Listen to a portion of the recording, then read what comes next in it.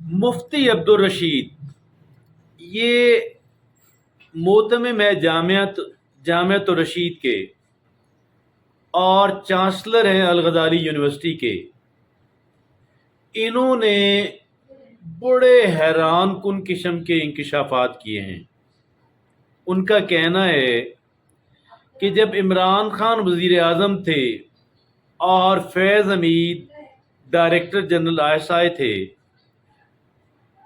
تو DG ISI کو کابل بھیجا گیا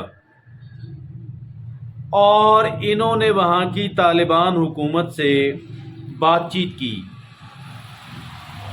ان کے مطالبات مانے۔ ایک مطالبہ یہ تھا کہ پاکستان افغانستان کے درمیان جو سرحد ہے وہاں پہ پاک فوج کی 20% نفری کم کر دی جائے گی، پکٹس کم کر دی جائیں گی۔ فاٹا کی جو انضمام ہے KPK کے اندر اس کو ختم کر کے سابقہ فاٹا کو دوبارہ فاٹا بنا دیا جائے گا۔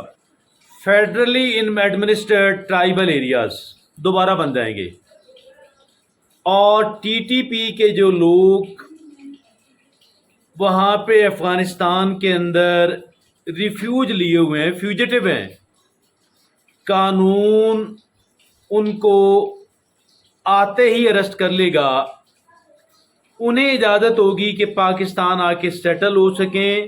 نہ صرف یہ کہ سیٹل ہو سکیں بلکہ اپنے آپ کو مسلح رکھ سکیں۔ یہ وہ ان کے مطالبات تھے جو DG ISI جنرل فیض حمید نے وزیر اعظم کے حکم پہ مان لیے۔ ہم نے یہ تو سنا ہوا ہے، ہم یہ جانتے ہیں جب عمران خان وزیر اعظم تھے تو یہ یہاں پہ موجود افغانیوں کو پاکستانی نیشنلٹی دینا چاہ رہے تھے، اس لیے کہ ان کے جلسے جلوسوں کے اندر افغانیوں کی بڑی تعداد شریک ہوتی ہے اور وہ عمران خان سے بہت پیار کرتے ہیں۔ عمران خان ان کو جواباً پاکستان کی شہریت دینا چاہ رہے تھے، لیکن اسٹیبلشمنٹ نے ان کو ایسا نہ کرنے دیا۔ میرا خیال یہ ہے کہ یہ اگر ایسا نہیں کرنے دیا تو یہ ٹھیک بات تھی۔